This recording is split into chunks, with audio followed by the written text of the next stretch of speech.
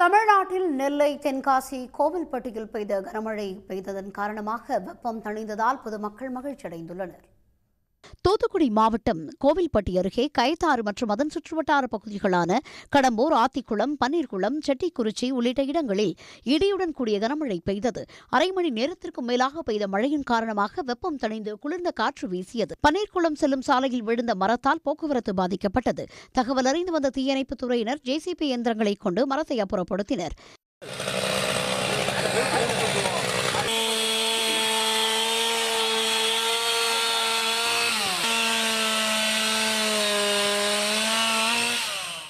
நெல்லை மற்றும் அதனை சுற்றியுள்ள பாளையங்கோட்டை, கொக்கிரகுளம் உள்ளிட்ட பல்வேறு பகுதிகளில் மழை பெய்தது.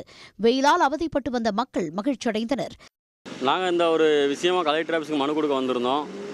காலையில் வரும்போது ரொம்ப வெயிலாக இருந்துச்சு. வெயிலை தாங்க முடியாமல் நாங்களே கொஞ்சம் கஷ்டத்தில் இருந்தோம். இப்போ மழை பெஞ்சோன்னா நல்லா கூலிங்காக இருக்குது, நல்லா இருக்குது. இந்த மாதிரி அடிக்கடி மழை பெஞ்சால் கோடை காலத்தை மக்கள் ஈஸியாக கடந்து போக முடியும்.